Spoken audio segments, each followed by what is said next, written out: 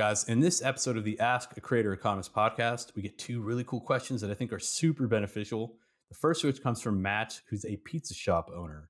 And Matt's looking for a loyalty program to implement in his pizza shop, and he found our product, Unyfy, and he was wondering if that's a potential fit. He saw that he can use things like NFTs, tokens, and other community management features on Unyfy. So we give him some tips, how that might be helpful. We also talk about loyalty programs in general and how they're just super beneficial for brick and mortar and just digital shops in general. And the second question comes from David, who's a TikToker slash YouTuber. He's pretty new and he's doing like sports videos, sports analysis. And he basically is trying to figure out how he can get more subscribers. So he gets likes, he gets views. He just can't get people to subscribe. So we give him some tips. We talk about calls to action and other type mechanisms that he can implement in his videos to try to get people to subscribe more to his channel. So hope you like this video. It's just me and Jonas this time. Thomas is on vacation, hopefully enjoying some sun and some nice time with his family.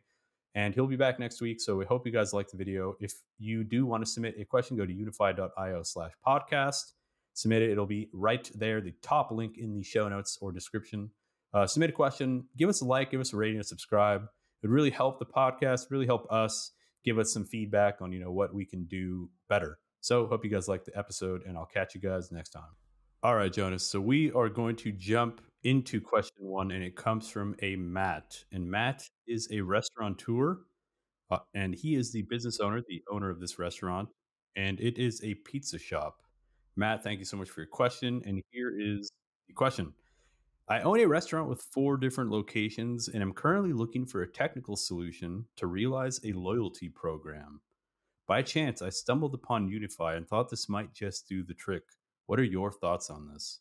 Matt, thank you so much for your question. You came to the right place. That is something that we do with Unyfy. Jonas, what do you think, man? You had some thoughts on this before we started recording. Yeah, I did have some thoughts. My first thought was actually we should advertise Unyfy a bit more in the loyalty system direction, as I would think it's actually quite a brilliant solution for this. First of all, out of the box, it comes with tokens that you can name something completely different. So you could just name it loyalty point. You could call it, I don't know, the Starbucks points if you were Starbucks, whatever. And these can be either handed out or sold. This is something that you would also see with miles from different airlines. Usually you would get them once you book a flight, but you tend to also be able to buy them. With some, the NFTs can serve as kind of badges. And in that case, I would also name them badges. When you look at how Starbucks did their Odyssey loyalty program, I think they launched late in 2022 with a small group of beta testers.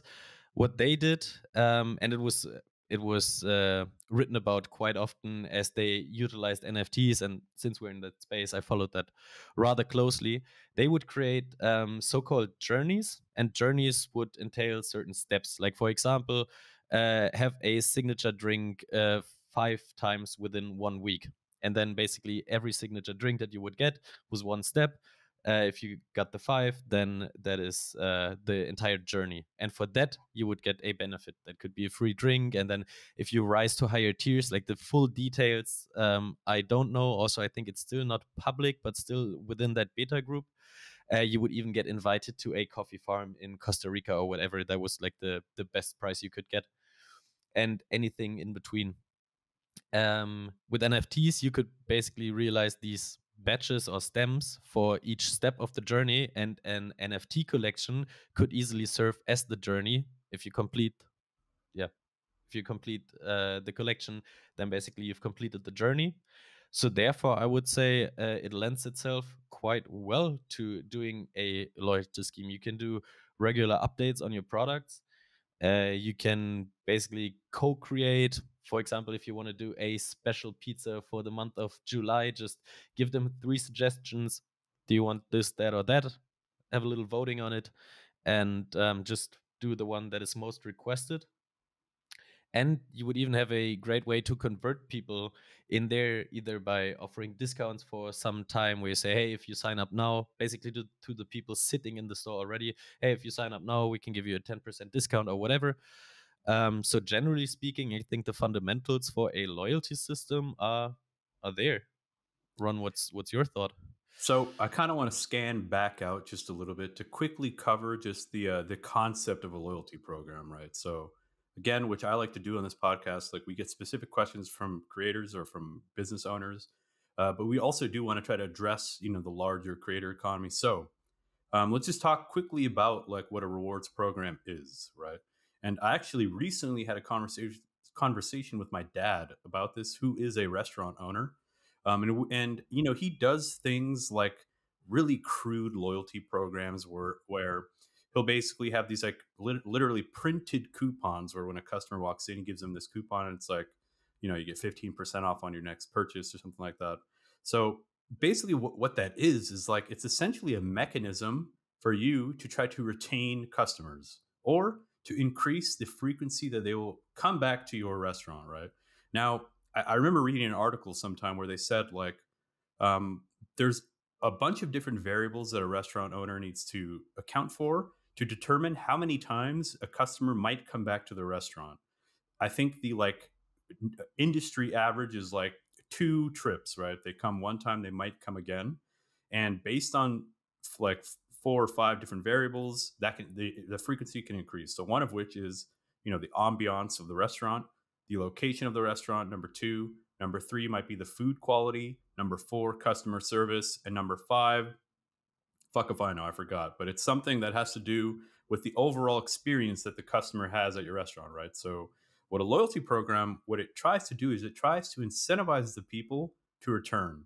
So maybe number 5 on that list was some type of loyalty incentive, right?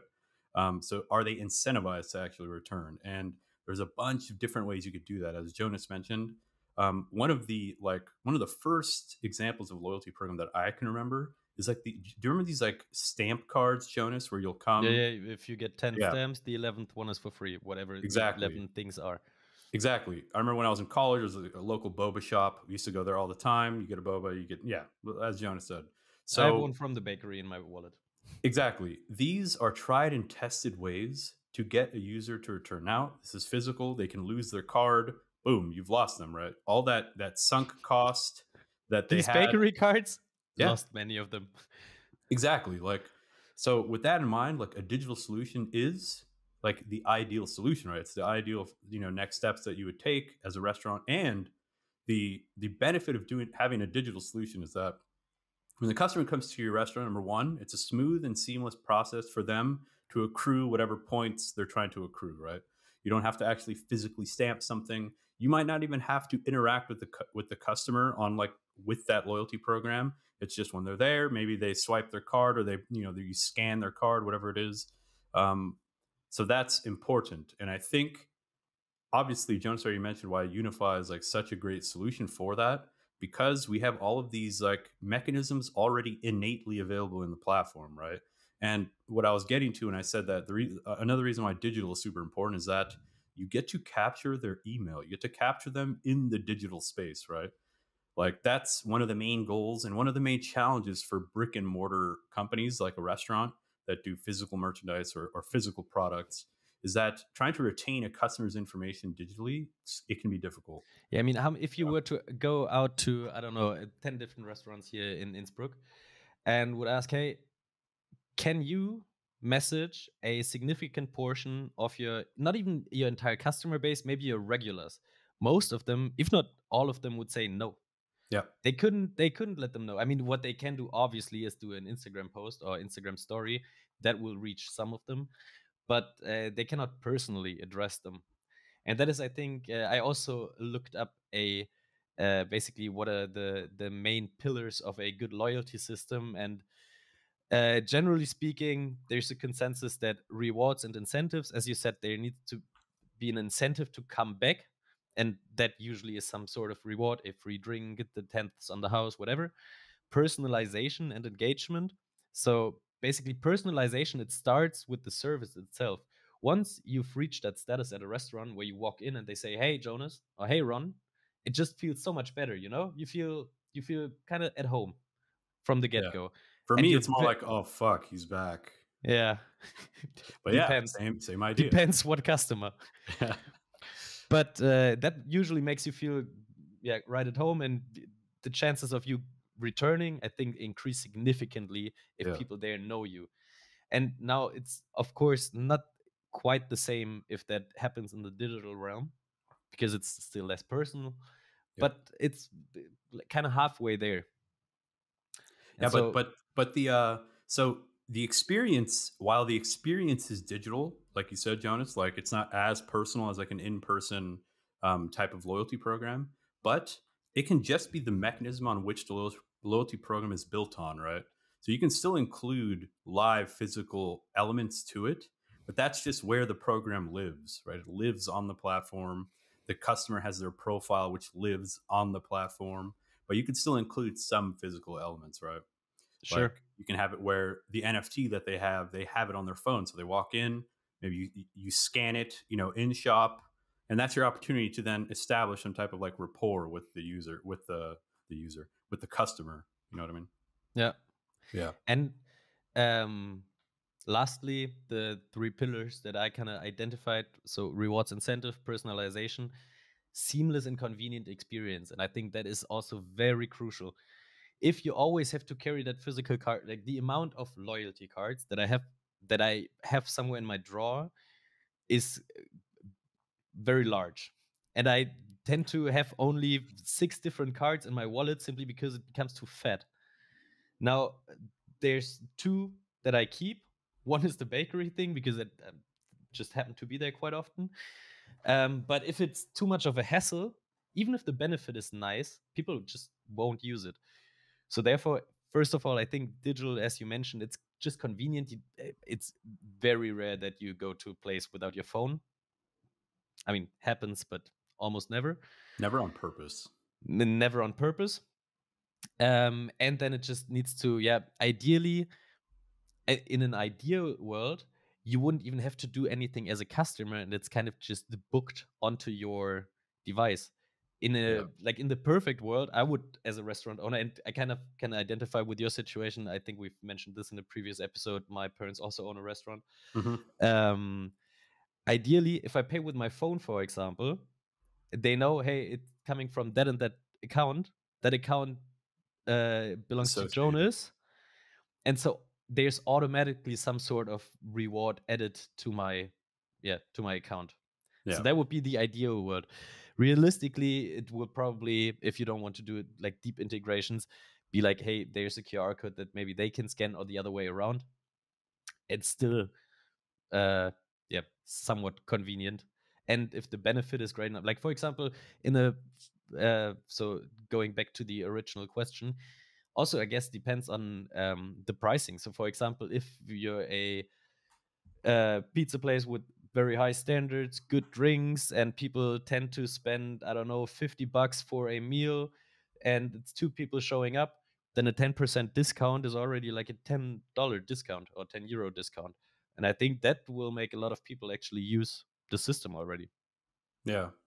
Yeah, and it's also something where it's free for them, right? It's free for the user to get onboarded onto it, and you can always reactivate them or re-engage them with different programs once they're in it, right? So once they're there on the platform, you can then send them additional coupons. You can send them promotions, maybe with neighboring businesses. Maybe if I don't know, the local volleyball team is doing a promotion with you, an advertising campaign with you. Maybe you can then promote it to them, on the app, and it increases I guess your business models, right? Like your business model becomes then not just that I sell food to people, but that I have this kind of engaged, kind of loyal, right, audience that you can not only tap into for yourself, but potentially for, like, as I mentioned, partners or neighboring businesses that want to advertise with you. I know it used to happen all the time when I worked at my dad's restaurant.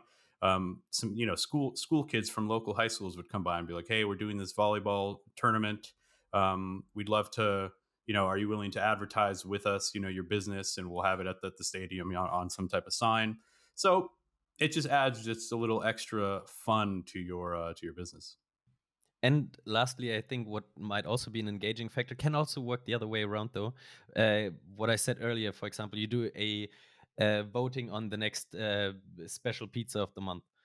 And now the people that vote for, let's say, option A wins, and everybody that has voted for option A, I think, is rather likely to actually show up and say, hey, I kind of put my voice in for that option. They're doing it now. I might as well. For Yeah. the other 2/3 that voted for B and C, maybe it's even a reason not to show up. But on the other hand, they showed up before, and there's still a lot of other stuff on the menu that they probably still Yeah. like. So yeah, probably more of a pro than a con. Yeah. But I think Matt? that that makes you feel a bit hurt if, like, once in a while, for example, your wishes end up on the menu. Yeah. I mean, that's an entirely. I know it's not related to this question, Jonas, but like you touched on this topic of like fan participation, which is something that we also do with Unyfy. Maybe that's another topic for another podcast, but that's an entire other spectrum where how can brick and mortar restaurants or other brick and mortar shops implement not only a loyalty program but also like a fan engagement, fan participation type of thing, which is also another form of a loyalty program, right? It's another way to build loyalty, build engagement with your audience. I think there's a lot of interesting things there, but we'll get into that on another episode. Matt, I hope that helps. I hope we answered your questions. Definitely give Unyfy a check. Check out some of the other content we have. Check out our website and our YouTube channel. You can find a lot of cool stuff about how to use Unyfy. And also, I hope your pizza is good, because if the pizza ain't good, ain't no loyalty program in the world could save you. But And Matt, also, I hope your location is good, because there's also locations where you just end up going once because you kind of have to go past this place and you will never show up again. On the other hand, if you're like right in the center of a business district, well, you have very good chances of getting loyal yeah, customers if your service and your food is good. yeah, definitely good point. So Matt, thank you for the question, man. If you guys are here with us and listening along, please give the podcast a like, give us a share, or give us a subscribe, a follow on whatever platform you might be listening to us on. If you are on Apple Podcast, give us a rating. It really helps out. Give us a review on Spotify and any of those other platforms. And now let's head over to question 2, which comes from David. David is a content creator. He's a YouTuber slash TikToker, or more accurate, he's an aspiring YouTuber and TikToker, and he does sports news and analysis videos. And here's David's question. I recently launched a YouTube and TikTok accounts and have been publishing content semi-regularly. My reach has been solid. I get about 1,000 views on each of my shorts. I get 30 to 40 likes, but so few new subscribers. How can I increase my subscribers on my channels? David, thank you so much for your question, man. That is a tough one. Being a content creator in general, I think, especially at the beginning, it can be disheartening. It can be demotivating. It can be tough work, man. Trying to get something going, trying to get to that point of hockey stick growth where the platforms just start to serve your content to more users, right? You have to essentially earn the trust of the platforms that you are using, and they will then start to show your content to people. So I will just say this, David, at a glance, you're in the sports niche, which is a very tough niche to be in. Sports fans are very passionate and they're very vocal about their passions. So you have, sports creators are a dime a dozen because of that fact. So you are in a competitive niche, but it seems like, at a glance, you have some fairly decent metrics to start with. 1,000 views on your TikToks and on your shorts. You're getting, double digits in the likes. That's good, man. It depends on how recently you've started, obviously, but for the most part, that's a strong starting point. And also Now, what your niche is. Like, obviously, if you're covering Premier League football, then those metrics look a bit different than if you cover, I don't know, pedal tennis yeah, at this point. definitely. So, David, assuming you are in some type of niche in which it's sizable enough and you're creating the right content for that niche. Let's just assume that's the case. So let's just say I don't know, Jonas. What's a fairly niche topic within sports? Let's like address an avatar. Let's do F1 because I know that's your Also, we recently yeah, have somebody launch their platform doing exactly that. Yeah, Formula One, exactly. like technical analysis, Yeah, really looking into telemetry data and all of this stuff. That's perfect. rather niche. We'll use Rastro, our beloved Rastro, who just launched his community on Unyfy. So let's just say RastroF1.com, check it out. yes. So let's just say you're an F1 creator. You're creating the right types of content for the right, and you're just not getting subscribers, right? So let's break this into like two different potential issues that you can like look into. The first of which is calls to action. Calls to action, what that basically means for anybody who doesn't know, it's what are you prompting the user to do in your content, right? So for example, I create a video. It's a comedy TikTok. The TikTok ends, the user laughs, he scrolls away. There's no call to action. There's no me prompting the user to do anything. There's nothing, right? So you've probably seen it on a lot of other like YouTube channels. They're like they'll pause the video. So usually it's like 20% of the way in. They'll say, "Hey, make sure you like and subscribe." They'll prompt the user to perform some type of action, right?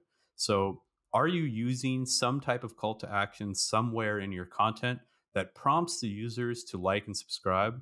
I know it sounds cringe. I know every creator and their mom has this spiel where they say, like it for the algorithm, blah, blah, blah. But you need to do something. Now, that's like the most direct way to prompt, right? It's the most direct prompt. Now, there are other more subtle ways to prompt the user to take action.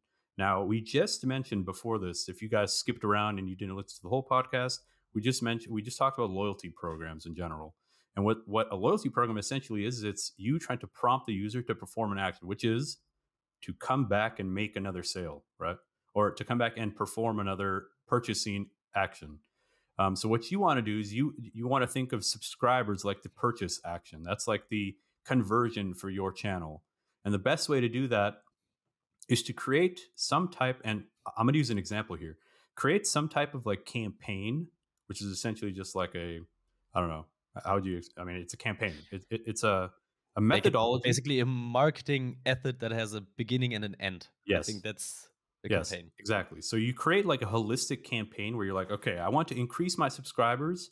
I'm going to do like a month long fan engagement campaign that includes a giveaway at the end of it.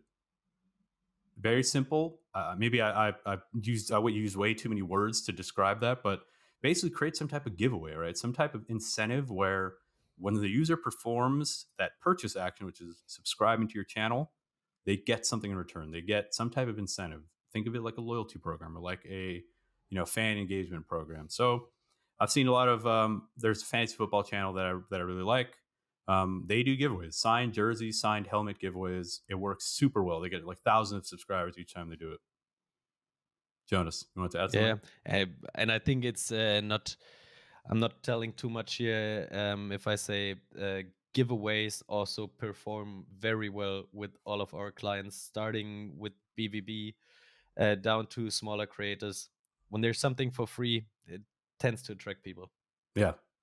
Yeah, because for me as an individual user, I'm like, wow, I just have to subscribe and like. That's the only investment that I need to do. And there's a chance, however small it might be, that I might get it. Right. So for the user, it's very low risk, it's low friction, it's easy for them. And I just think it's a great way. And think of that giveaway like an acquisition cost, right?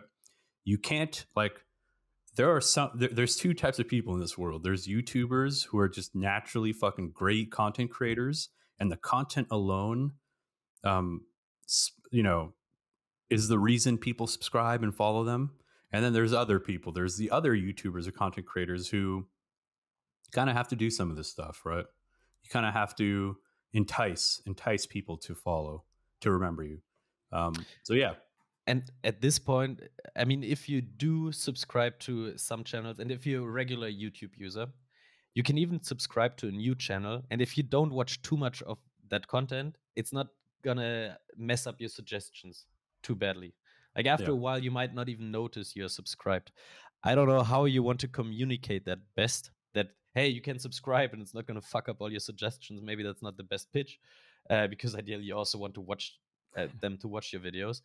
But still, like, it's not going to change your overall experience on the platform if you hit subscribe. Maybe Yeah. there's a nice wording to put this.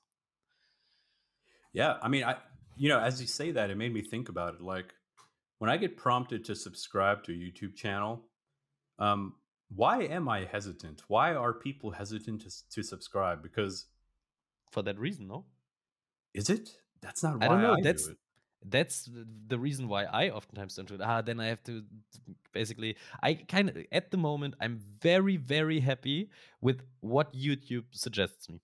It has really nailed the six channels where I tend to watch every video, and then some good suggestions in between. And I kind of don't want to mess with this at the moment, Okay. and I don't want to subscribe to new stuff because right now my suggestions are on fleek. Okay, I mean that is a reasonable reason not to. I think I'm far less reasonable or less rational with why I don't, right? Because dude, I probably have 200 subscriptions on YouTube, and I I only get content from the stuff that I've recently been watching, including things that I don't even subscribe to. So, I don't know. I feel like my reason for not subscribing is really like, did the content creator earn my subscription? Which is maybe a far more narcissistic and selfish approach to it.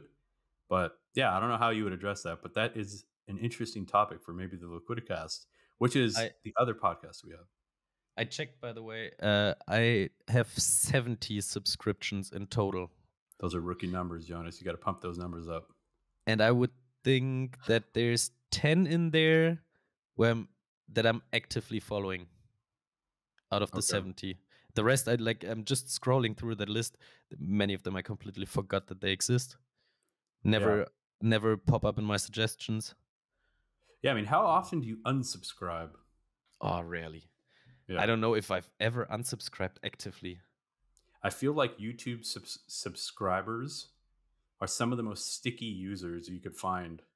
The churn rate on YouTube subs is probably, unless you release a video where you're like killing a cat, doing some borderline crazy shit, I don't imagine getting unsubbed. What's the Netflix series called again? Yeah, don't Making fuck him with no, not cats. yeah. Don't fuck with cats. Yeah. So if once you get that purchase decision, once you get that subscriber, it's important. It's super valuable. So every subscriber really does matter. You should celebrate it. Also, here's a tip for you: when you do get subscribers, uh, include that in your next content. At the end of the Oh video, or yeah, even at the beginning, be like, "Yo, yo, thanks to these three subscribers. Thank you guys so much. I hope you like the content. I'm gonna keep pushing stuff out to you guys." It could be a yo. good, That's pretty brilliant. Similar to how the Patreon people do it with or many YouTubers that do have a Patreon. In the end, hey, thanks to my supporters. Hey, thanks to my new subscribers. That is a nice idea. yeah. And Have then you put it seen in the this before? comments. Top no, Me neither. put it in the top comment. Top comment. Thanks to these new subscribers. You guys are the goats. You guys are the MVPs. I think that could be a good way where people then feel appreciated. Then future people will be inclined to potentially subscribing. So give that a try. I might even use that for myself. Um, Jonas, anything else to add to David's question? Not really. I'm still quite mesmerized by this suggestion and that I've never seen this anywhere. I mean, obviously, this works better on smaller channels because at some point, I mean, when you have a big channel, you tend to gain a few thousand subscribers per video or a Yeah. few hundred at least. But Then you then could Jonas, still do, but then you could still do like an end screen yeah, where you put all of them, and then people that really care they can pause and find themselves. yeah. But I think the the event then can change, right? So as let's say you're getting hundreds of subs a day or even thousands a day, the event that you then use at the beginning instead of just new subs can be like new gold memberships, subs, gold tier subs or whatever. If you're using Unyfy, our community and fan engagement platform, you can sell different tiers of subscriptions where if somebody subscribes to like the highest tier, then they get a call out in the next video. So you can be a little creative with that. But yeah, use things like that where you give people recognition so that the actions that they perform, you're actually showing that you're thankful for it somehow. Yeah, I think David, I hope we gave you some valuable input or some useful input. Yeah, Thanks for your guys. question. Thank Also, you for don't questions. forget to submit questions. I think there's a Yes. link in the description, as always, where you can do that. Yeah. Very much appreciated. Yeah, top link. It'll be the top link in the show notes in the description. Will be the link that brings you to the podcast landing page where you can then submit your questions at the bottom in the type form. And thank you guys for your questions, Matt and David. That's all for today. As you guys probably noticed, Thomas was not with us. It was a little bit more off the rails without Thomas, without Dad around. But yeah, it was a good one.